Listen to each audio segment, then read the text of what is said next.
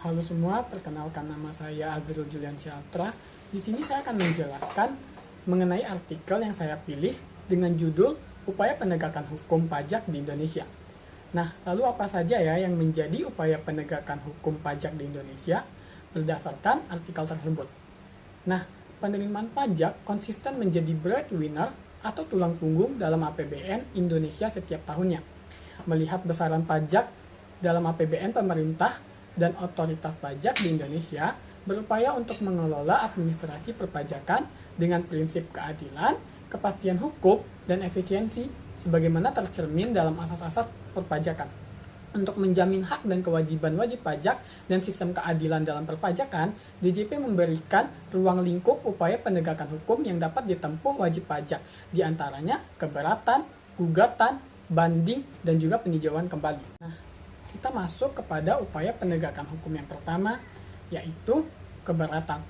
Wajib pajak dapat mengajukan keberatan secara tertulis kepada DJP atau kepada SKPKB, SKPKBT, SKPN, SKPLB, atau melalui pihak ketiga dalam jangka waktu 3 bulan. Upaya yang kedua yaitu gugatan. Wajib pajak dapat mengajukan gugatan ke pengadilan pajak atas pelaksanaan surat paksa, surat perintah, atau melaksanakan penyitaan atau bahkan pengumuman lelang dan diajukan pada Badan Peradilan Pajak.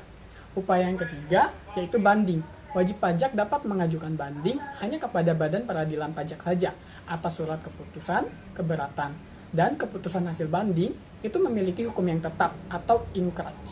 Nah, upaya yang terakhir atau yang keempat yaitu peninjauan kembali.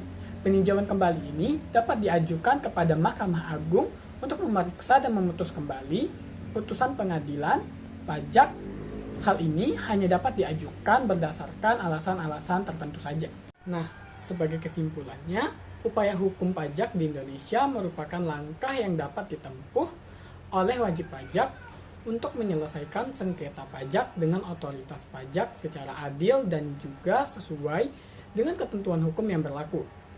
Mekanisme ini mencakup beberapa tahapan, mulai dari pengajuan keberatan, banding, hingga peninjauan kembali.